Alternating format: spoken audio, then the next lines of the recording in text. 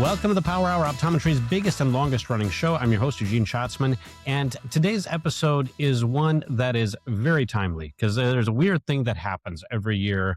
It seems like you grind through November and December, you survive the insurance reset in January, and then things slow down just enough for you to finally notice everything that's been slipping through the cracks or everything that bothers you or frustrates you.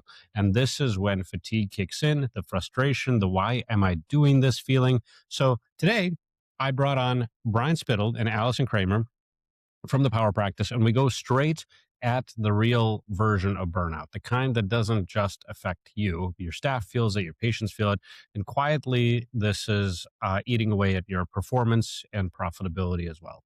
And Brian shares a lot of his own story too, including a moment where he seriously considered selling the practice. But really, we get into the practical a lot as to like, what if you're feeling this way, what can you do this week? If you're feeling it right now, what are some of the things that you can do tomorrow? But also, what systems can you put in place so that you don't end up here again next year or in 3 months or in 6 months? So we talk about issues list, delegation, communication, cadence, but really like a lot of business systems that, whether you're feeling this way or not right now, will help make the business better and more manageable long term.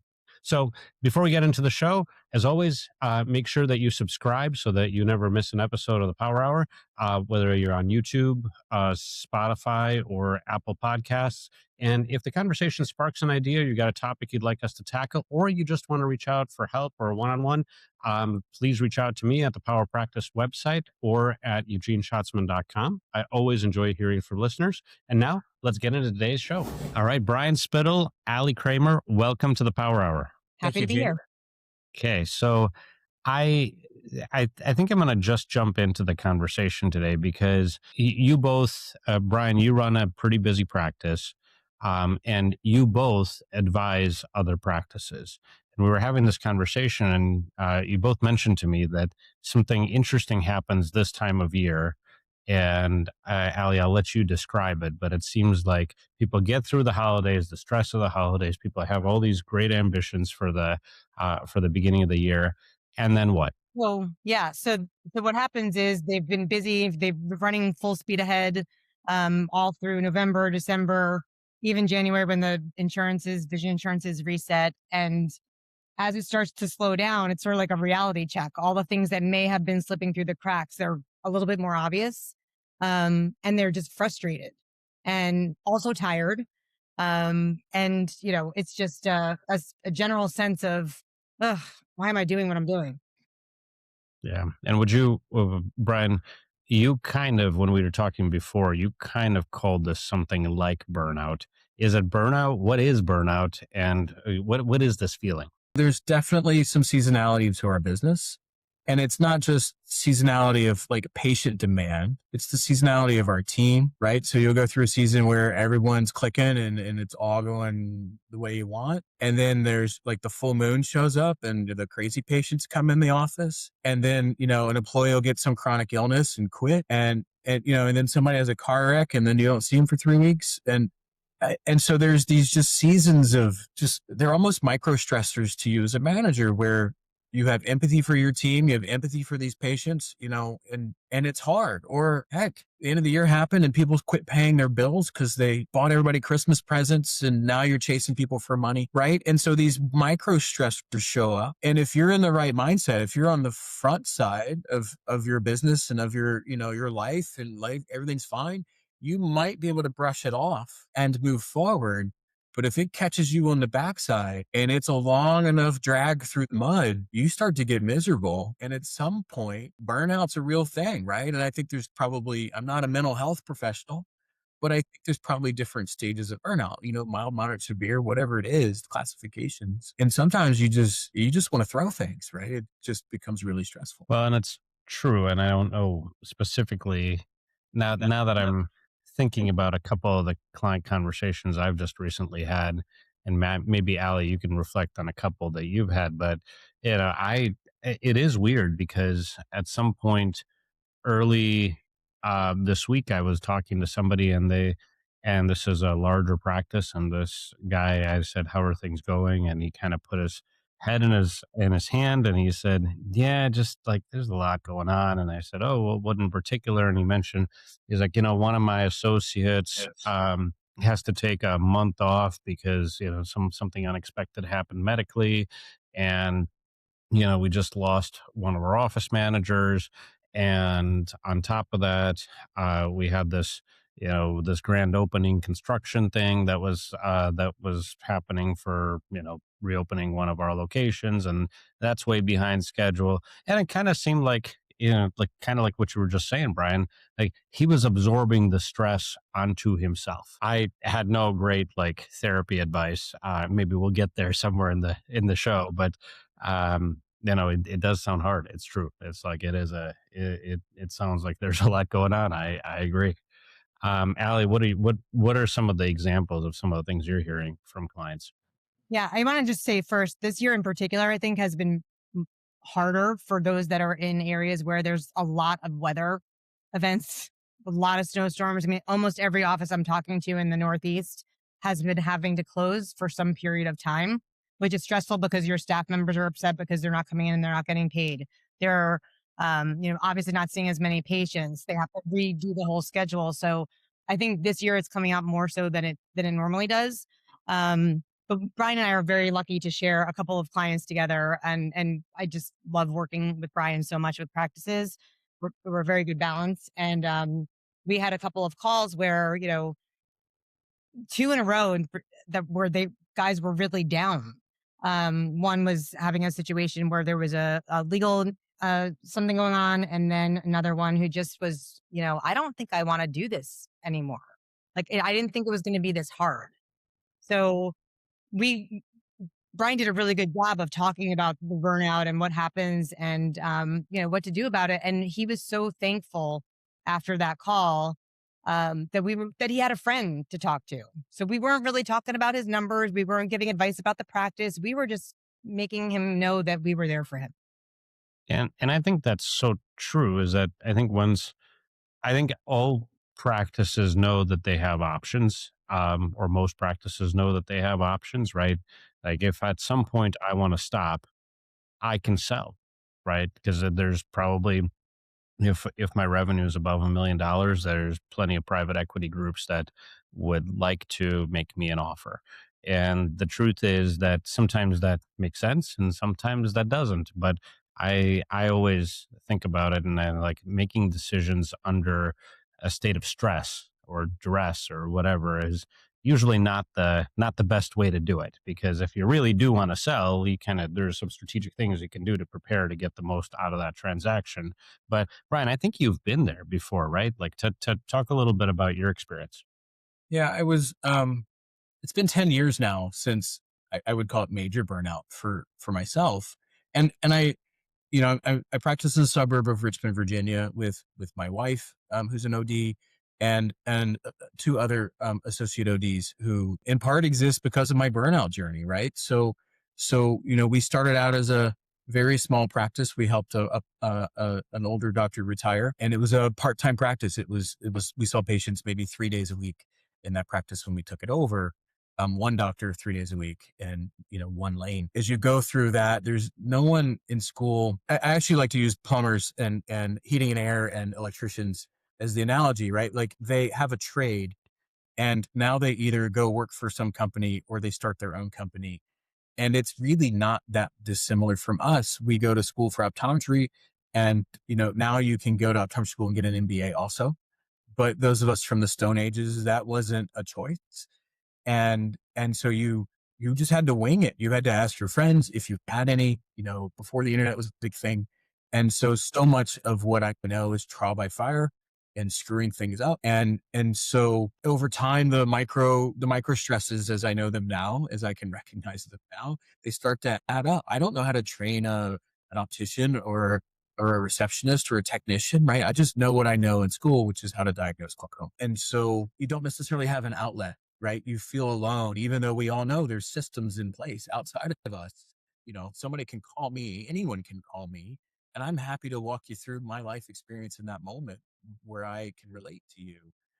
But even working with my wife, we didn't have that outlet. We just got to where we didn't like coming to work, where we didn't know what the next steps were. And we literally picked up the phone and said, there's no private equity in our city. We called one of them and said, can we meet?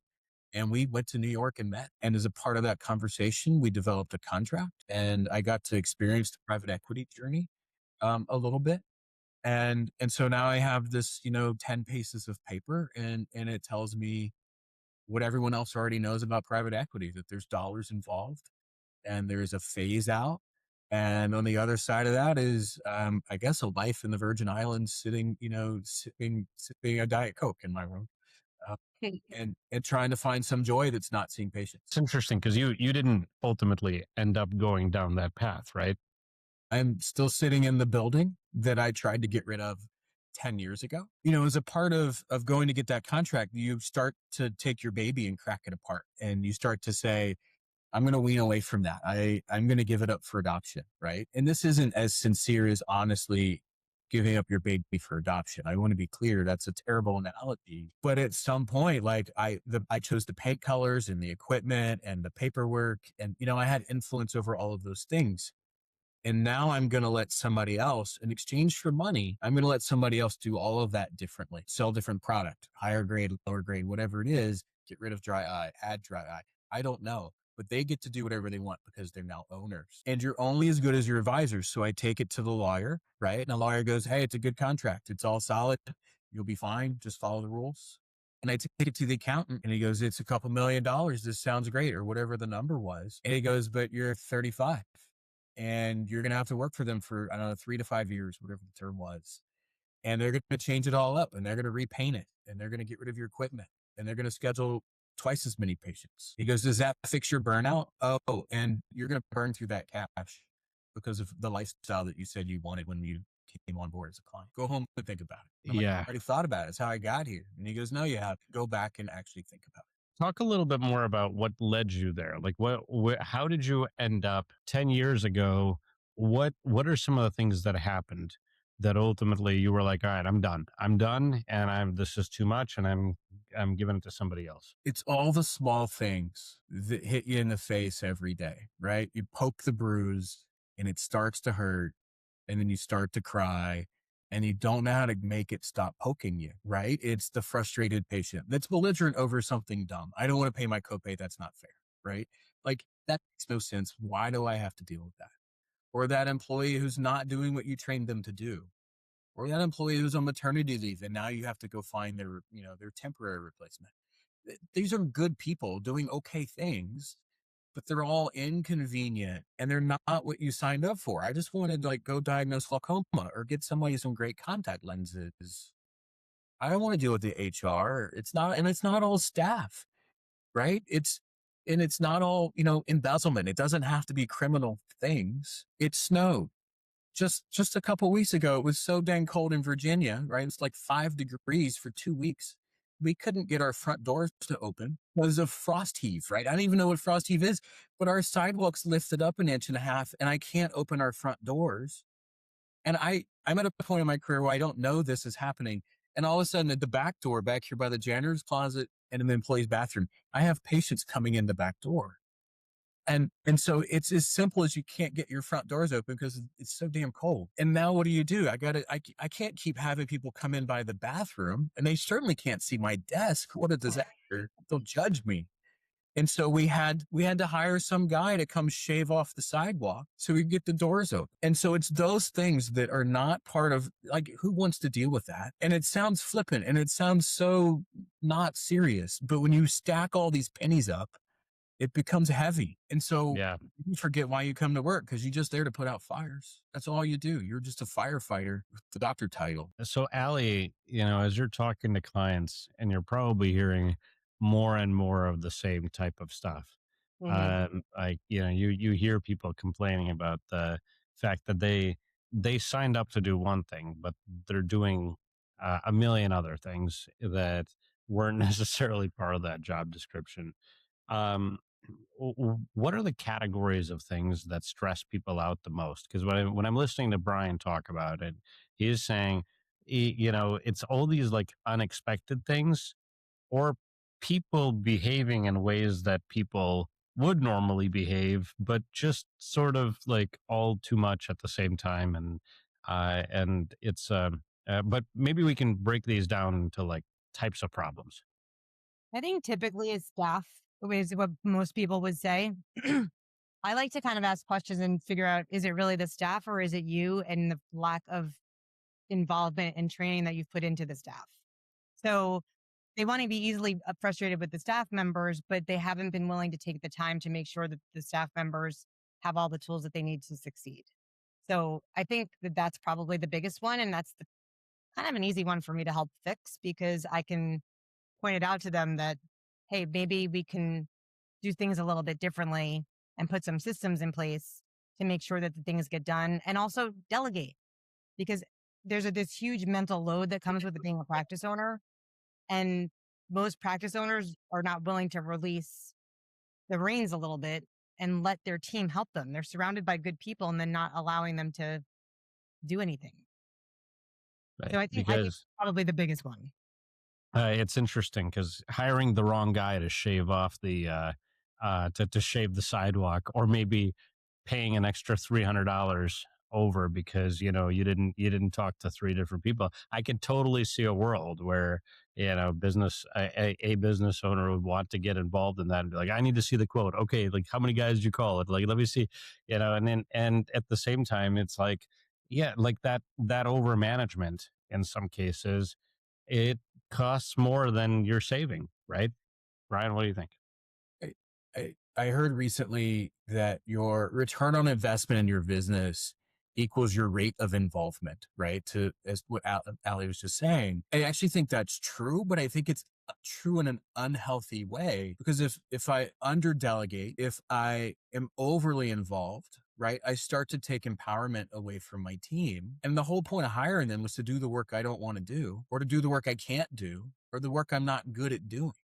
And so if I am the loudest voice in the room, I'm contributing to my own woes, right? My own fires. Why don't they know what they're doing? Well, they always ask me for the answer and I give it to them rather than teach them to go fish. And in that particular case, as you then go back to Allie's point, which is that, well, maybe you showed them once, and now you're expecting them to go catch fish perfectly every single time, and when they come back empty handed, you're pissed. What do you do then? You run into the wall over and over again and get burned out, or you take a different approach to the conversation. And somewhere along the line, I have a lot of mindset changes for myself. And there's a book actually, Telling Inc. Training is the name of that book. And so there's quite a few authors out there who basically take a different approach to the same topic, which is you need to parrot this. You need to you come at things a different way, be consistent, right? Hold people accountable. There's all of that stuff that matters. But as long as people are doing it mostly right, you should be mostly happy with what they're doing and go focus on growing your business in some other way. Like, if you don't need to return the cases with the frames, right? When you send frames back to the manufacturer, if I spent $4 extra on the UPS label and I didn't need to send the cases back, I'm not going to remember it 2 years from now. So I shouldn't get worried about it. I shouldn't, my reaction to that shouldn't be more than it's worth. And so great, let's do better next time. Let's find a better system for that. Let's hang it on the wall and say, for this brand, you need to return cases. And for this brand, you don't. But it's a UPS label and you wouldn't miss the $4 that it costs to send the cases back versus not having it in there, right? So stepping away, stepping back, taking some time to understand how the business is responding. If it's growing, like it's okay. As long as you're paying the bills, don't live by rules that don't have to exist. Yeah, so we're going to come back to some of the solutions in a moment, and we'll probably do that after the break. Ask one more kind of burnout related question. If you, if the practice owner is burned out, what does that mean for the staff?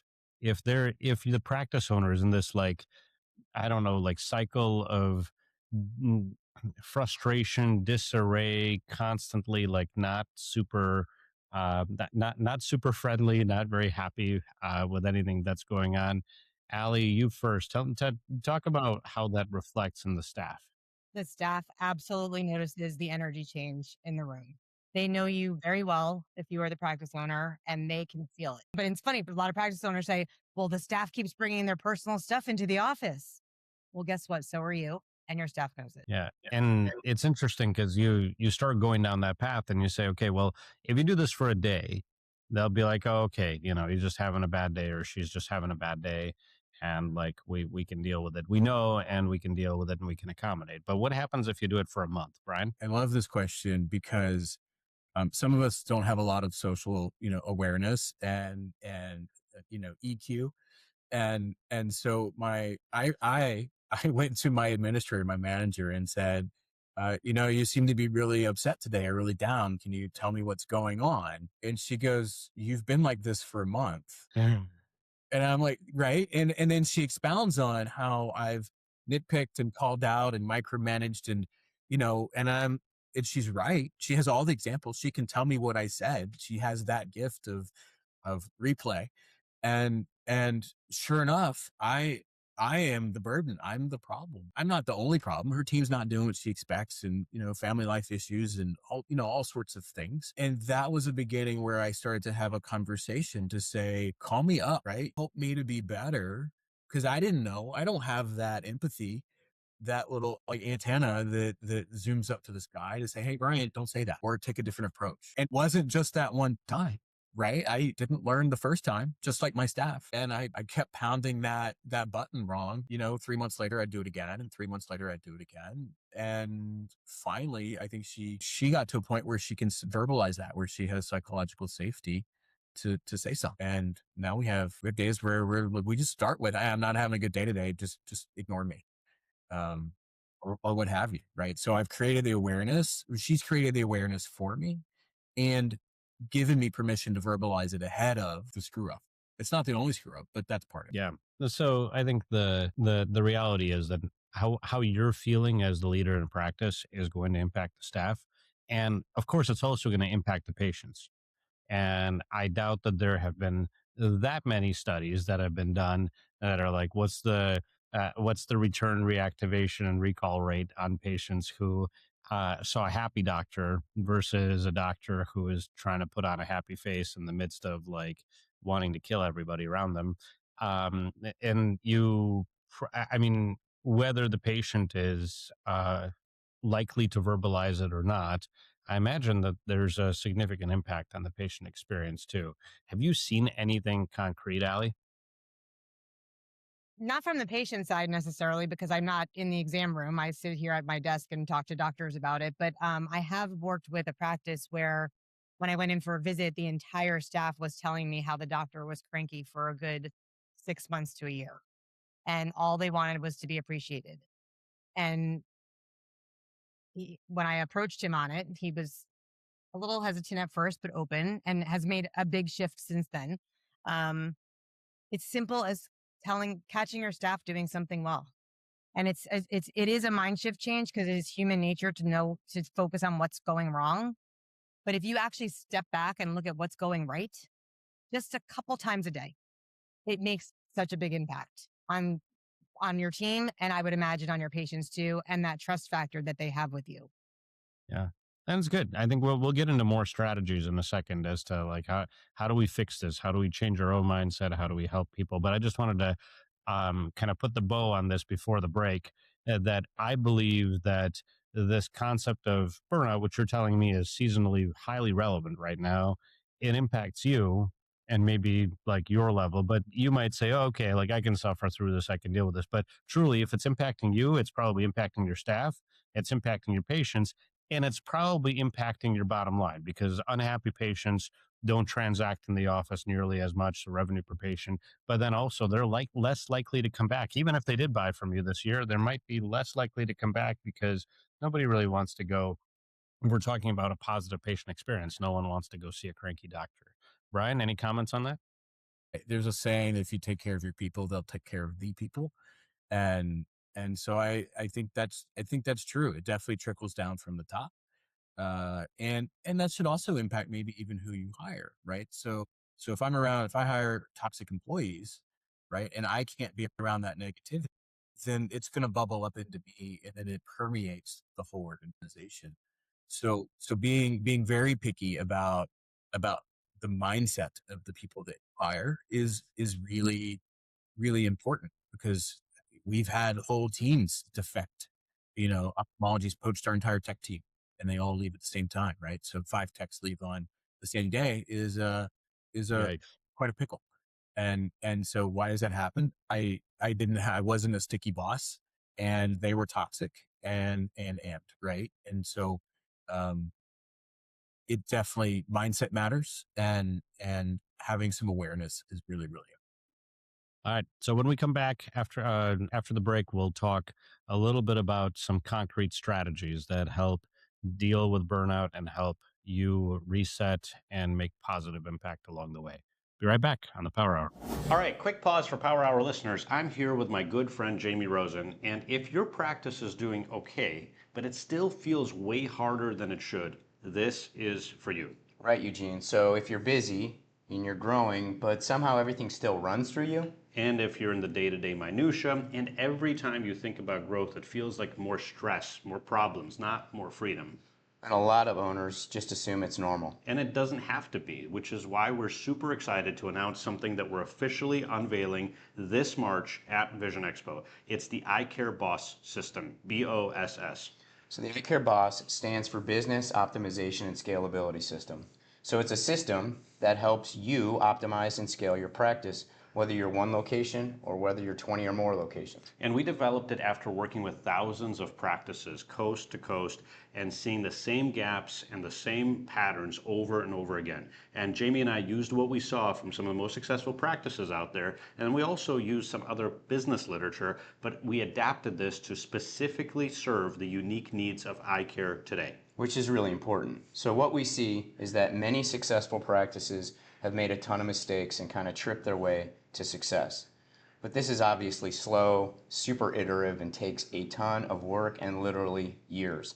And the system we've created helps you learn from your mistakes and really the mistakes of others, eliminating those mistakes and fast tracking your own success. So most practices do not have a clear system for how to optimize their practice and also how to scale without the owner becoming the bottleneck, or if you keep people in your practice becoming the bottlenecks. And again, that's why we created Eye Care Boss, because it focuses on 5 important parts: people, accountability, revenue, data, and patient experience. Yeah, and all those 5 parts working together as a system is really critical. And that's what leads to the actual optimization or constant improvement of your practice.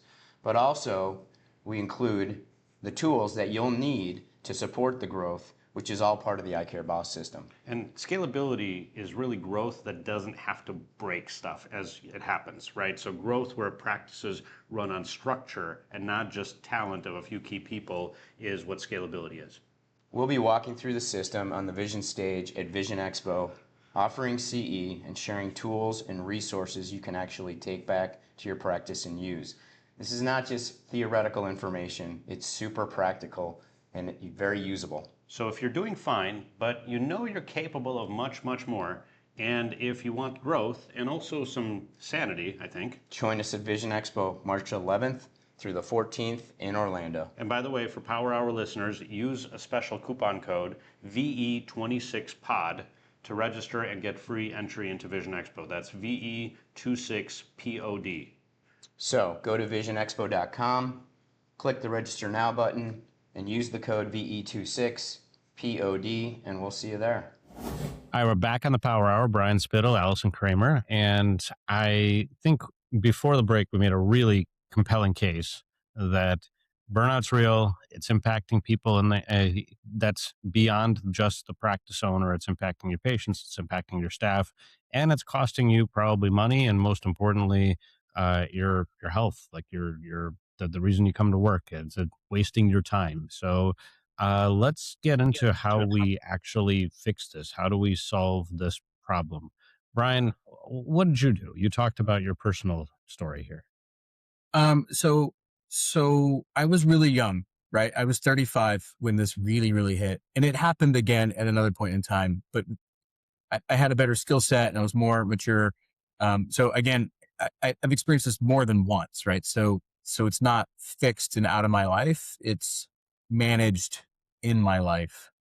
And it's a challenge. And I'm blessed to have just a big, busy business and, by most standards, just extraordinarily successful and thankful. The other part of this is we happen to for the power practice, we happen to sort of interview or we survey folks from time to time. And so it was really great to see what other people were doing as well through this. But for me, I learned that if a pile of money from selling my business was not going to be the end result that was successful, that I could do some version of that over time. And so the conversation with our accountant was just see less patients.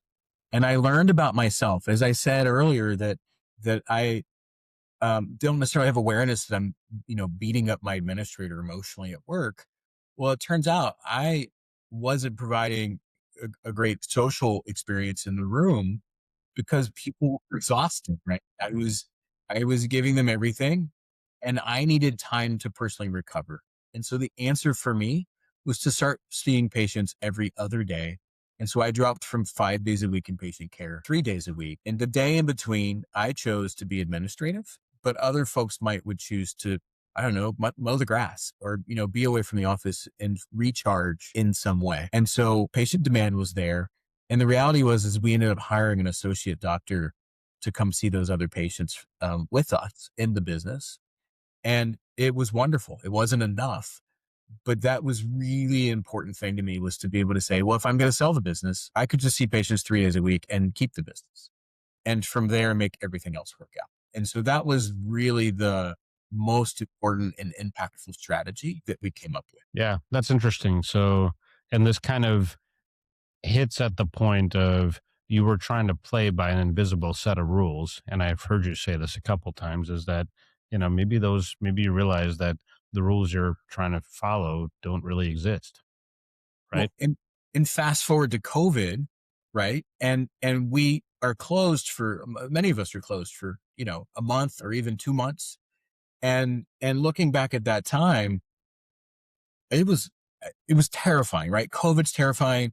My mom was in excess death from COVID. I don't have any joy of COVID, but that time away allowed me, I took a week off, right? I took a week, sat at home like everyone else, freaked out and slept and just got caught up sort of personally. But then I came back and just worked in the business and identified all the things that were stealing my joy. We made a whiteboard list. And I still have that picture today of the things we needed to work on to make business less hurtful, less emotionally burdensome. And we still work on that 5 years later, or 6 years later, or however long it's been. That list, some of those things repeat, right? Staff training, right? Those kinds of things, they continue to repeat. Delegate. Are you done delegating? There's a lot of stuff that just is a continuous work in progress. But as you get better at it, the burdens get smaller. Yeah, it's interesting. So you start listing, we're going to come back to this in a moment, where you start listing the things that bother you. Allie, what do you think? What are some strategies to deal if you're feeling overwhelmed, if you're feeling burned out, if you're feeling like you're not at your best? What are some strategies to deal with that? I think you need to really give yourself permission to take a step back and look at the big picture. It doesn't have to be you're seeing patients 5 days a week, every single week of the year, not taking vacations. Like, don't let your business own you.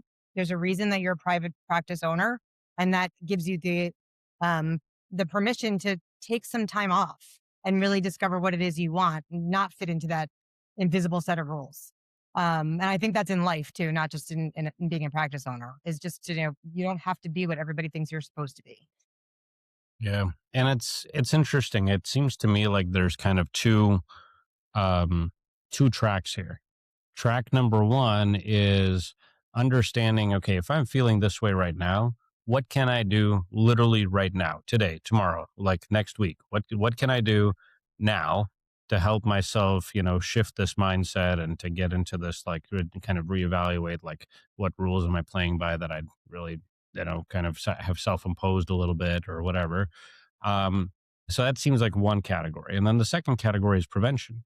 Like, there are probably people who feel this way less and less every year, and it's because they've done some things in their business, and we'll talk about what some of those things are. But let's speak to the first one as well. Is it just like, are there any other strategies that either of you can think about or can come up with, or you'd advise a practice if like, okay, I'm overwhelmed. Yes, I heard you. Like I need to zoom out and I need to see what rules um, are kind of guiding my decision making that don't necessarily have to guide my decision making.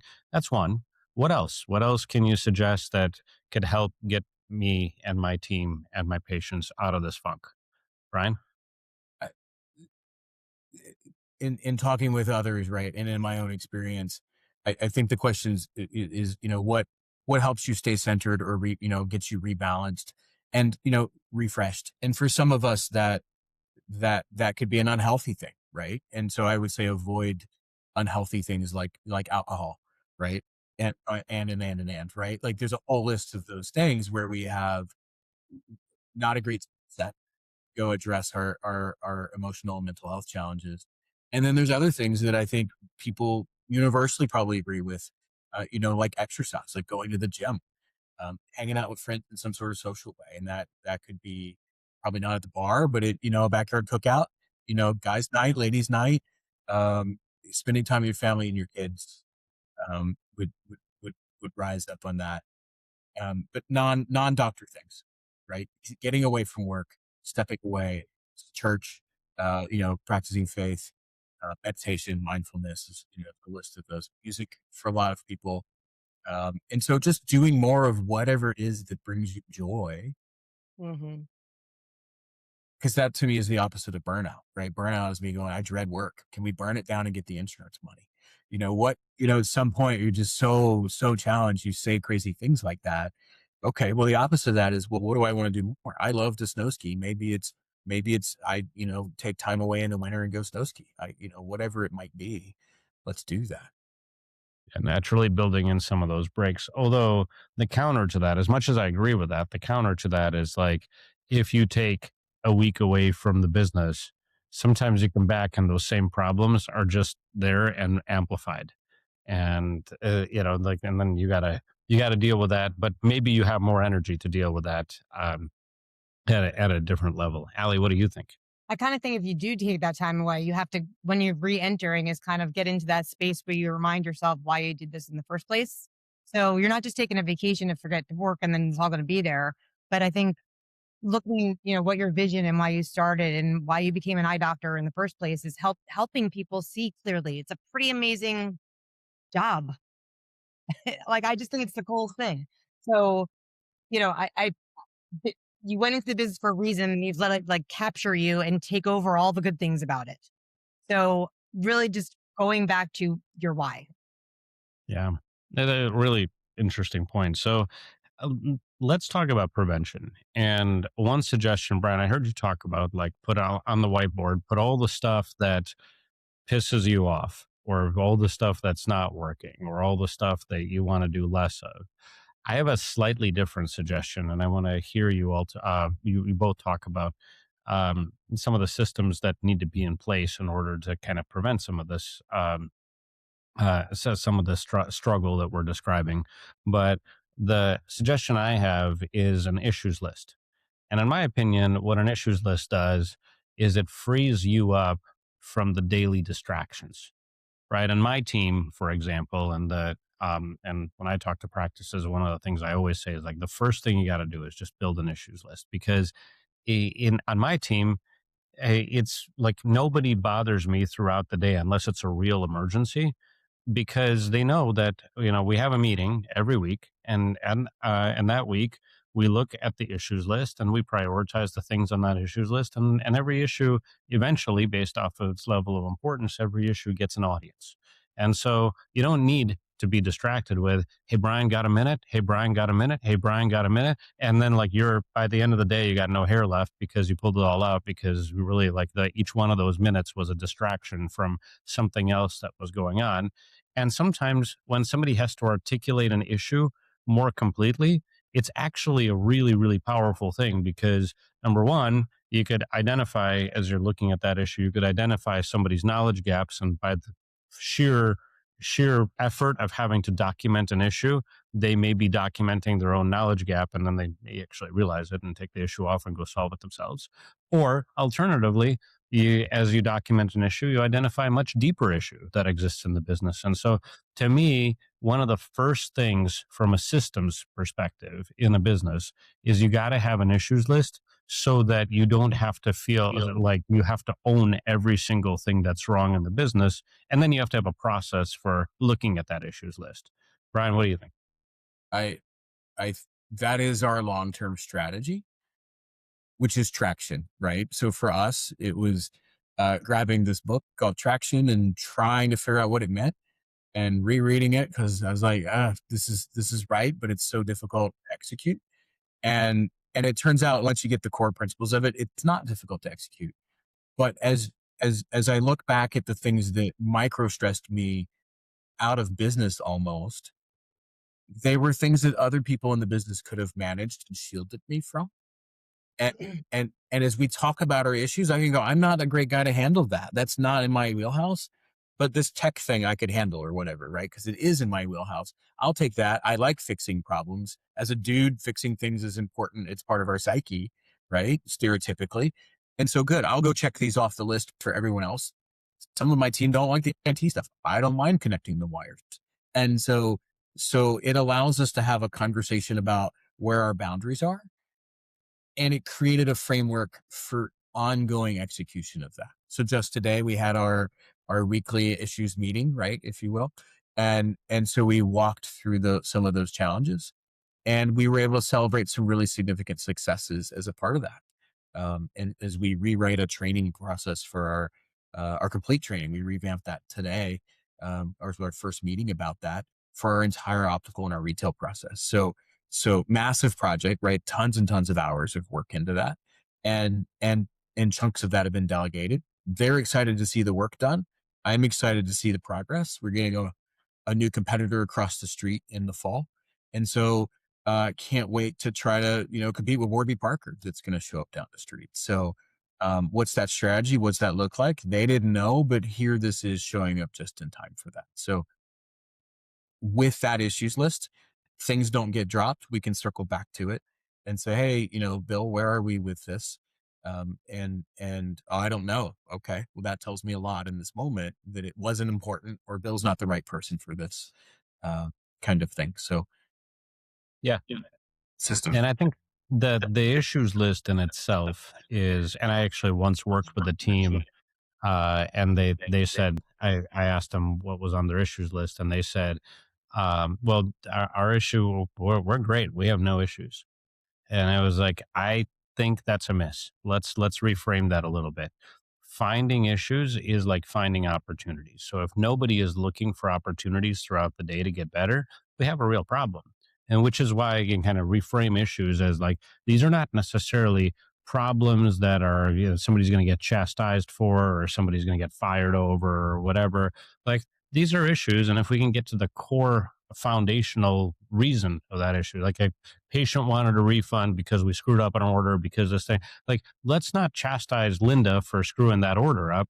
Let's identify what system, what process, what training issue kind of exists in place so that this doesn't have to happen again. And thank you, Linda, for putting that issue on the list, because it's true. Like, yes, you screwed up, but you want to fix the core issue, the core problem that exists in the business, which is an opportunity. So I always recommend people kind of, when they think about issues, like, teams are not great if they have no issues. Teams are great if they have a really long issues list that they prioritize every single week and solve cohesively as they go through it. So I think that's one system. Allie, if you had to name a few other systems, or what are some of the more important habits of super successful practices where you can kind of prevent the concept of burnout?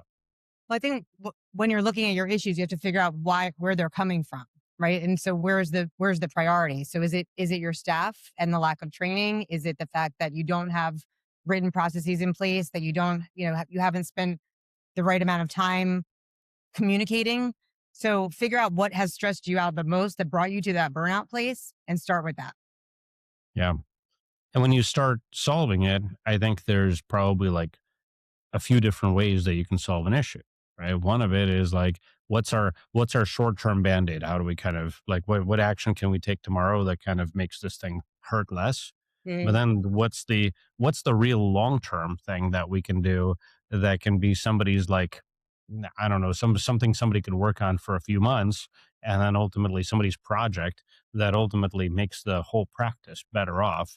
And then we can be proud of that. We can be proud of the fact that we move forward, we move past this thing that stressed us out, and maybe, um, maybe it's not necessarily the fact that the sidewalk wouldn't let our front door open, but it could be something about like a major patient experience issue that patients aren't having the maybe patients are having to wait a long time, and like, yes, tomorrow we can do something that prevents that in the short term, but long term maybe we can identify the root cause and we can make it somebody's project to solve for it.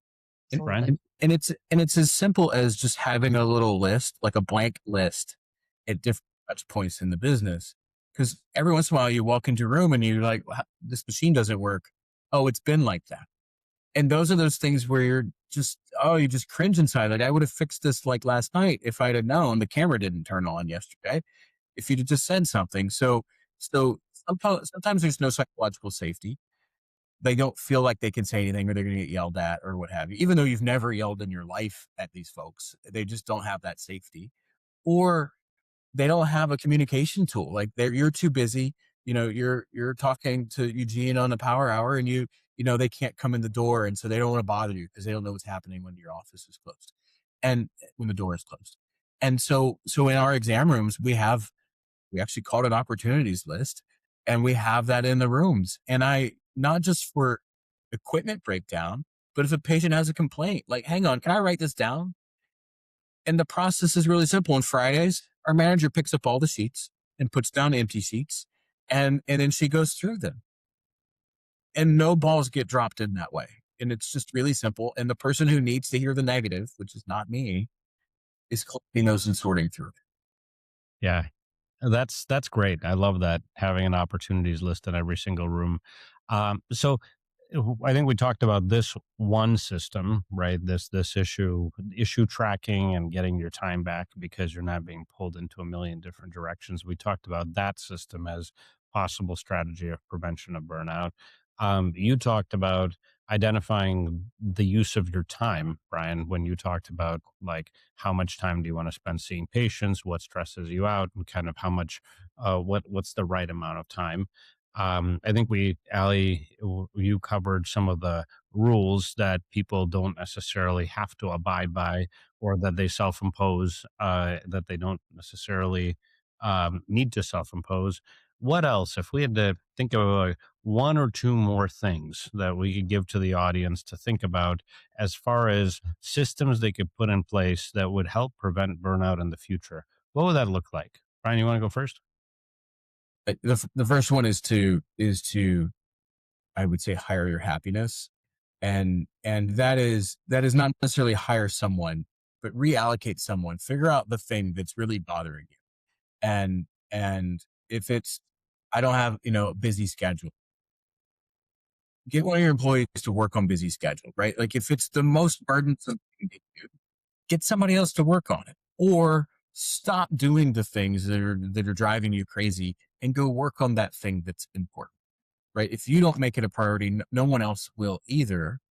And so recently we hired a virtual assistant to just make appointments. It's not for tomorrow, but for next month, right? They're just working on next month because one of our team members gets really upset if they look at the schedule in the future and it's not slammed. And that's just a mindset issue, but that's fine. We'll make it look slammed. We'll get people into the calendar for you. And it turns out we don't have to work as hard filling last minute appointments because we have this person already working on it. So I would just say the first thing is to hire out whatever the problem is. And so for me, it was seeing patients 5 days a week, not a ton of patients. I was seeing, 15 or 20 a day, just a normal schedule, but I didn't have any downtime to go work on my business. I didn't have any downtime to go to the gym. I didn't have any downtime to mow the grass. In fact, I don't like mowing the grass. So I paid some guy to mow the grass. And right. So it's just being truthful to yourself, being sincere to yourself, to go be unchained, unburdened from those things. Yeah, no, that makes perfect sense. Allie, what do you think, systems wise? I think the most important thing is that communication structure. And with that, I don't mean just, having a conversation when you walk in the door, but a real performance evaluation system, for lack of a better term, and having one on ones with your people and knowing that where they want to be and what their goals are. Maybe you have somebody sitting at your front desk who's really pining away secretly about being an optician and is going to be fantastic at it. You don't know that unless you're having those continuous conversations with them. So really identifying your internal talent and appropriately helping them grow into the position that best suits them. That's a really good point, and we haven't talked enough about that. I don't think is so. How often would you recommend having those kind of performance or talent conversations? And what if you had to do those performance conversations? How would you start them? And if you're not doing them regularly, what do you recommend to practices that want to get into that? So I would keep it casual if you haven't been doing anything because it can be pretty scary when your boss says, "Can you come sit in my office and have a conversation?" At some point, it gets to be a normal cadence and it's an enjoyable conversation, but that first one may be a little difficult. I would have a structured kind of just a sheet of paper that says, what makes you happy working here? What are some of the challenges that you've had? If you've got to choose your position in the office, are you happy in this one or is there something else you're interested in learning about? Really just getting to know them, even maybe asking what their favorite chocolate bar is. So if they're doing a good job, you put a Snickers on their desk. I don't know, ask them their favorite things, but just really opening up a line of communication that doesn't feel scary so that you're building trust with each other. In my ideal world, it would be once a month. I know that that's not totally realistic, but um, at the very least quarterly. And then there's one where they're going to expect a raise. So you have to come up with a system on how you're going to do performance evaluations and how does that interact with, do they get an increase in their salary? Yeah, that's a really good point. Is that the second you have structured conversations, they want to know what they're working towards, which is why I think a lot of owners avoid some of these conversations because, you know, Susan hasn't gotten a raise in 2 years, and we'd like to keep it that way. Or maybe her last raise was less. She knows that her last raise was less than she deserved, but that's kind of what we could afford at the time. And so, the second you start having those structured conversations, something happens. So, Brian, how do you deal with that? The momentum of just having them is the hard part. You have a one-on-one, they bring you all their problems in addition to wanting the raise, right? Having that sometimes silent expectation, sometimes verbal expectation.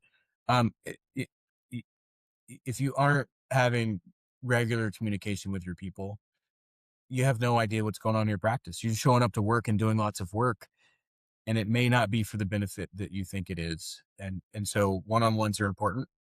In fact, we've built in um, to our bonus system, we've built in one-on-ones. If they don't have a monthly one-on-one, their bonus isn't what it would otherwise be. And and so and so that's to incentivize the employee to go to the manager and have that conversation. And that conversation is pre-planned. They can't have it until they fill out a little 3-question survey. What's going well, what's not going well, and what have you learned, kind of thing, right? So it's just real simple, but they've got to do that and turn it in 24 hours ahead of their one-on-one, or they can't have it and it gets pushed off. So And that's every month. that's every month, and it's about engagement, right? They chase the manager's not chasing them, and it's worth $50 to them. Like it's a tank of gas or half a tank of gas depending on what's going on, but it's we've had plenty of people ghost us or leave. And then we find out later, through a Facebook post or something, that they were upset about some slight that we didn't even know happened. And if we had just asked like good people and good humans, we would have had a good response from another good person and we probably wouldn't have had that turnover. And then that turnover comes with all the things that burned me out. Yeah, it's interesting. So, Brian, I like your structure of you got to do it on a monthly basis. You got to fill out a 3-question survey ahead of time, and it's on the employee to schedule it with the manager so that the managers and chasing and the employees kind of forcing the conversation. I like that because it kind of shifts the nature of the conversation. How do those conversations go in your office? Is there more structure to them? So we created this in response to the managers avoiding the one-on-ones because they were unstructured, and then they become this dump of negativity and problems for the manager to go fix, and right. And hearing those things isn't all that bad because you still need to address them, but it became a disincentivized conversation for the manager to have them. And so as we just kind of kept digging into why is this not working for us, we said let's number one, put them in a scenario where we hear them more often, so when they dump, it's less to dump on us, and let's give them structure so that we can kind of control the narrative a little bit or guide that narrative. And I don't know, let's put some money behind it so that they have some motivation to go do it. Like, they're not unhappy when they're getting paid. That's a good problem. So far so good. Every system's imperfect, but the managers are happy with how that's going, and the employees are pretty perky, and I that helps me be less burned out. Right, it helps me come in the room and not be the terrorist that I am when I'm in my feels in the wrong ways. Yeah. And I think one of the things I would ask is if, sometimes when, and I've suggested this to some managers when they tell me, oh yeah, the employees are just dumping all their problems on us. I would maybe push back on the employee and say, hey, what is the problem? But then also, can you bring three solutions to the meeting? So if you identify an issue, I'd love you to proactively try to come up with two or three solutions that we could potentially discuss, because chances are, this isn't just a problem for you, it's a problem for others, but you have an opportunity to take action on the problem. And I'd love to get your involvement in And it. and if you have data, right? So if you have data, like I'm not good at selling transitions. Well, Mary's great at selling transitions. Let's go understand why Mary's doing that, and buddy them up, because the person who's not good at transitions is probably good at something else and is an asset in a different way. I'm imperfect. There's lots of things I'm good at, and there's plenty of things that I'm not good at. And Or and yeah, and then like actually that's a perfect example, Brian, because I would say, well, so Mary's good at selling transitions, but you're not.